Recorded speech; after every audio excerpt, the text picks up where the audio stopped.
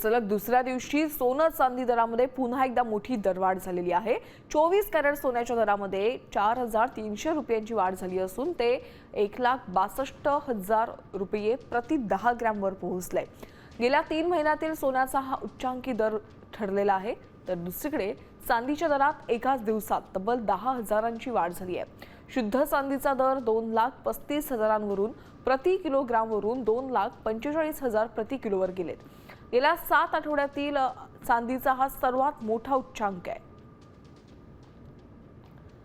तर सोनं चांदीचे दर नेमके का वाढतायत यावर सकाळ मीडियाचे मुख्य संपादक निलेश खरे यांनी केलेलं विश्लेषण आपण ऐकूयात।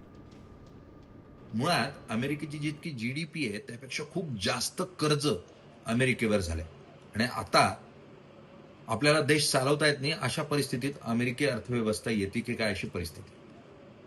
बरं, यामध्ये काय आहे की कर्ज घ्यायचं तर तुम्हाला तारण ठेवावं लागतं। मग अमेरिकेला कर्ज हवंय लोकांकडून। मग अमेरिकेला कर्ज हवंय तर लोक काय म्हणतात की मग तुमच्याकडे तारण आहे का काही? तर शेवटी जगात फॉरेक्स एक्सचेंज जे होतं म्हणजे चलनाचं देवाणघेवाण जे होतं त्यामध्ये मी भारतीय नोट अमेरिकेला दिले, अमेरिकेचा डॉलर घेतला असं होत नाही। त्याच्या बदल्यात सोनं द्यावं लागतं आणि सोनं हे तारण असतं आणि त्यामुळे प्रत्येक रिझर्व्ह बँक खूप मोठ्या प्रमाणावर सोनं खरेदी करते। आणि मग जर तुम्हाला बॉन्ड तयार करायचे असतील तर त्याच्या बदल्यात काय ठेवावं लागेल? तर सोनं ठेवावं लागेल। मग सोन्याची खूप मोठ्या प्रमाणावर खरेदी करावी लागते।